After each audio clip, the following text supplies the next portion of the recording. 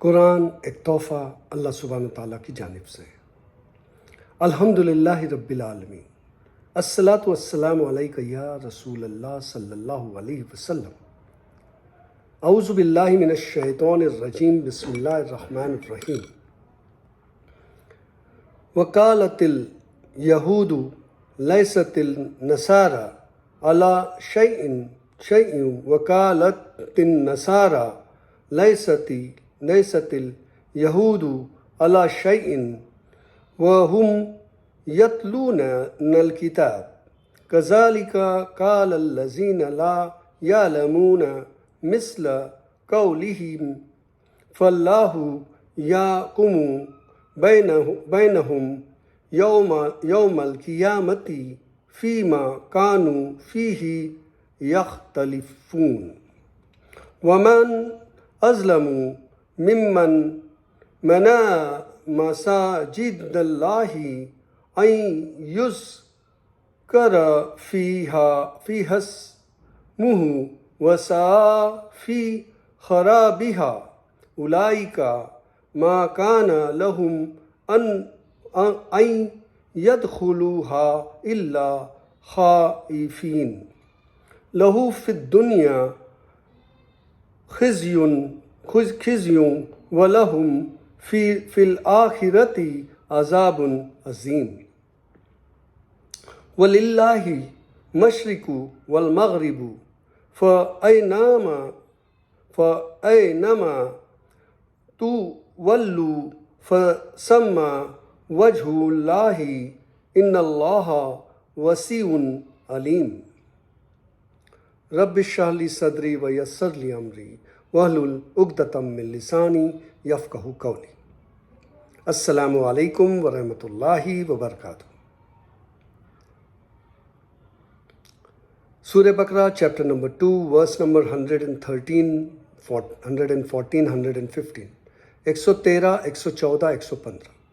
اللہ سبحانہ تعالیٰ جو مخاطب ہے اس بات پہ کہ جو کتابیں میں نے بھیجا تھا اور ان کتابوں میں جو ہیر پھیر بھی کی گئی، اور پھر اس کے ہیر پھیر کرنے کے بعد وہ جو لوگ تھے نصرانی اور یہود، ان لوگوں نے سرکشی کی، اس کی ہی باتیں آگے بڑھ کے آ رہی ہے کہ جو یہودی تھے وہ کہتے تھے کہ جو عیسائی ہے وہ سچائی پہ نہیں ہے، اور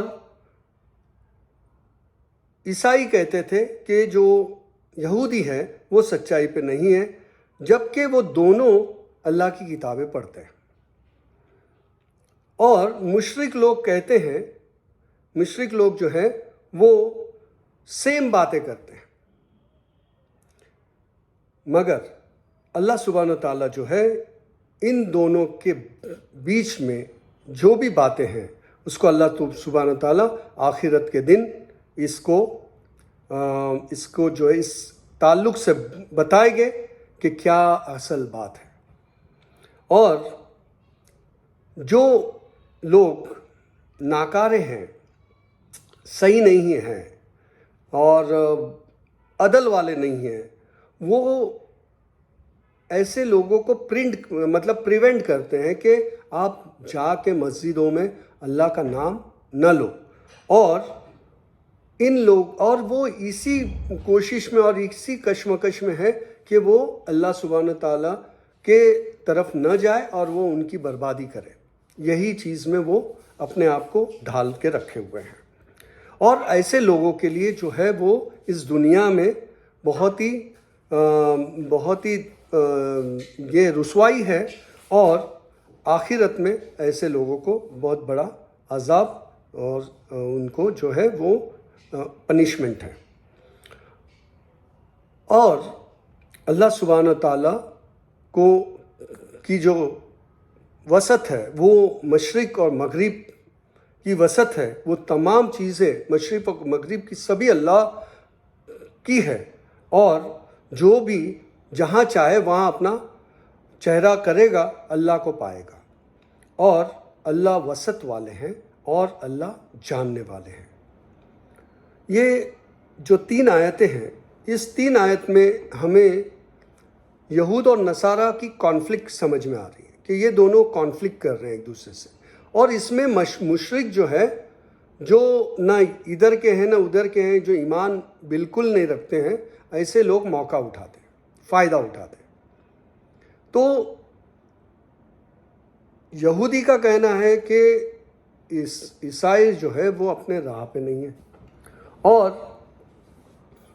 عیسائیوں کا کہنا ہے کہ وہ راہ پہ نہیں ہے، اور ایسے اس میں مشرک جو ہے اپنے لفظ بیان کرتے ہیں اور جو ہے وہ یہ ظاہر کرتے ہیں کہ جیسے ان کے جو قول ہے وہ صحیح نہیں ہے، پر اللہ سبحانہ تعالیٰ جانتے ہیں، اور اللہ سبحانہ تعالیٰ ہی اس کا فیصلہ کرے گے۔ قیامت کے دن اللہ اپنا فیصلہ سنائے گا کہ حقیقت کیا ہے۔ اور دوسری بات یہ ہے کہ یہ جو ہے، یہ لوگ مسجدوں میں جانے، اللہ کا ذکر کرنے والوں کو روکتے ہیں اور ان کی بربادی کے کارن بنتے ہیں، اور بربادی کے ان کے فراق میں رہتے ہیں۔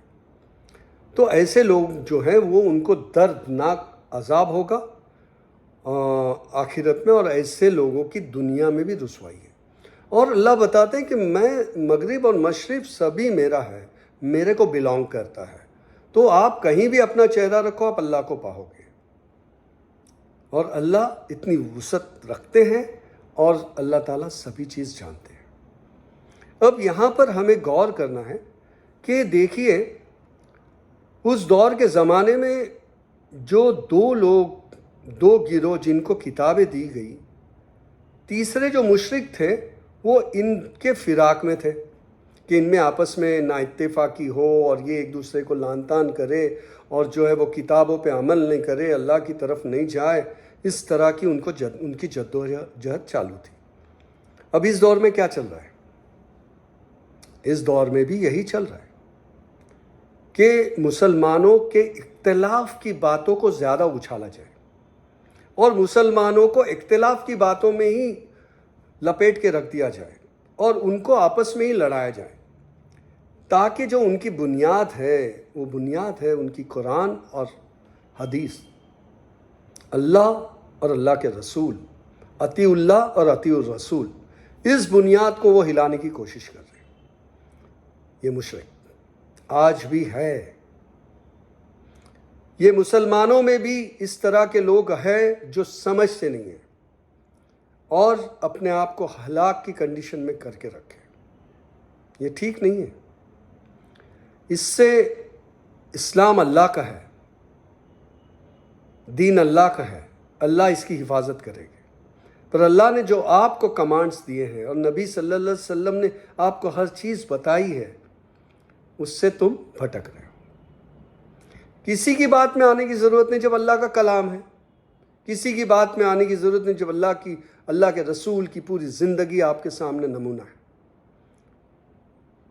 تھوڑی باتیں ہیں جو عمل کی باتیں ہیں، کچھ ادھر یا کچھ ادھر، جو انسان کے اپنے ذہن کے باہر اگر ہوگی تو بھی انشاءاللہ یہ دعویٰ ہے کہ قرآن وہ جواب دے گا۔